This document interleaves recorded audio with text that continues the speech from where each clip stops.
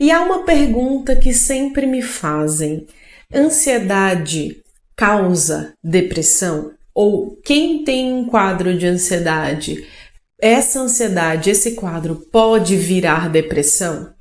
Eu não quero com esse vídeo simplesmente responder uma pergunta pode, não pode. Eu quero essencialmente te explicar o que de fato acontece e qual a maneira mais correta de responder essa pergunta. Responder se ansiedade causa depressão precisa fazer com que a gente entenda inicialmente algumas coisas. Pensa só, alguém que sofre de um transtorno de ansiedade, que podem ser vários, né? A gente tem a ansiedade social, a gente tem a ansiedade generalizada, a gente tem o transtorno de pânico, a gente tem a fobia específica, são vários tipos de transtorno de ansiedade. E de acordo com o tipo, você tem maior ou menor sofrimento. Então a gente precisa pensar que o paciente com quadro, por exemplo, de ansiedade social, ele tem prejuízos como deixar de fazer coisas que possam deixá-lo exposto. Ele tem o prejuízo de muitas vezes ficar com sudorese na frente das pessoas, ficar com tremor aqui, né, nessa região, como a gente falou no vídeo de tremor, passar por constrangimento, como ficar vermelho e ficar com muita vergonha dessas situações. E esse tipo de coisa fazer com que essa pessoa desenvolva um comportamento de evitação de situações. Evitação que também é um comportamento de quem sofre de transtorno de pânico, por exemplo, que fica evitando sair, evitando ir a lugares, evitando sair de casa, né, para qualquer lugar que possa sugerir que ele venha ou que ela venha a ter crise. Então a pessoa passa a ficar mais reclusa, né, passa a não ter participação em coisas que poderia participar e, consequentemente, tendo um prejuízo da vida social. E aí você pensa em quem sofre, por exemplo, de ansiedade generalizada, que tem muitas dores, por exemplo, dores muito comuns em ansiosos.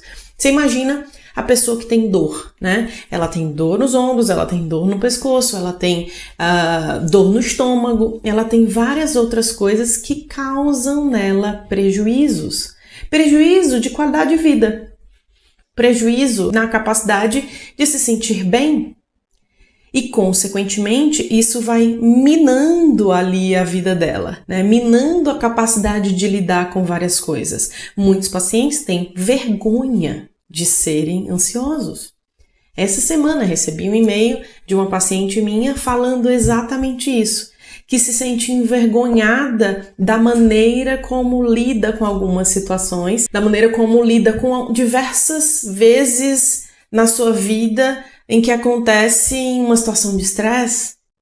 E aí ela fica com vergonha de ficar nervosa. Isso é algo que mina a qualidade de vida. E eu estou fazendo com vocês uma linha de raciocínio sobre o pensamento se a ansiedade causa depressão. Outra coisa que a pessoa pode sofrer, bolo na garganta, tremores, medos constantes, né? E isso gera um sofrimento muito grande. É esse sofrimento que nos preocupa em quadros não tratados. Porque, assim como vocês têm acompanhado aqui nos vídeos, eu tenho dito que a saúde mental é sobre você inteiro, né? E quando a gente está falando, por exemplo, de um refluxo aumentado por um estado de ansiedade, a gente também está falando de um prejuízo de digestão. E aí a gente está falando de um prejuízo de aproveitamento dos nutrientes que se ingerem para a produção dos neurotransmissores necessários para nós, né? E por conta disso, também interfere na produção de neurotransmissores importantes para tanto ansiedade quanto de depressão. Seguindo essa linha de raciocínio e imaginando que um paciente que sofre com quadro ansioso crônico, ele pode desenvolver um estado de cansaço, de fadiga, um estado em que ele fica o tempo todo em sofrimento porque ele não se percebe com energia suficiente para viver. Ele pode ter tonturas Tontura é bem comum em quadros ansiosos? Sempre me perguntam isso. E aí, então, a gente está falando de perda de produtividade, de perda de qualidade. Diante desse raciocínio, é fácil a gente pensar que transtornos de ansiedade podem interferir na abertura de quadros de depressão? Podemos.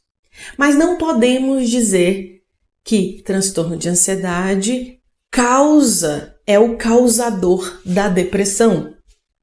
São dois quadros diferentes, são dois diagnósticos diferentes e que um pode andar ao lado do outro. A pessoa pode de fato ter os dois, pode ter prejuízos decorrentes disso, inclusive o inverso, né? Uma pessoa com um quadro depressivo pode ter sintomas ansiosos, mesmo que ela não feche um diagnóstico para um transtorno de ansiedade.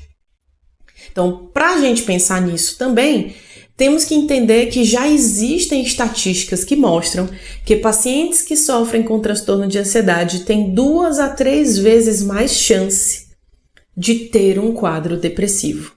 Se não trata isso corretamente, se não cuida desse estado. Então, as chances são maiores, existe a possibilidade de ter os dois transtornos e também a gente sabe que a pessoa pode ter sintomas depressivos mesmo que ela não feche um diagnóstico de transtorno depressivo maior por conta de tudo que eu expliquei para vocês nesse caminho, né, de sintomas, de prejuízo e de perda na qualidade de vida. Para responder não é muito simples, não é assim, uma coisa causa outra, uma coisa não causa outra. A gente tem que pensar no indivíduo como um todo.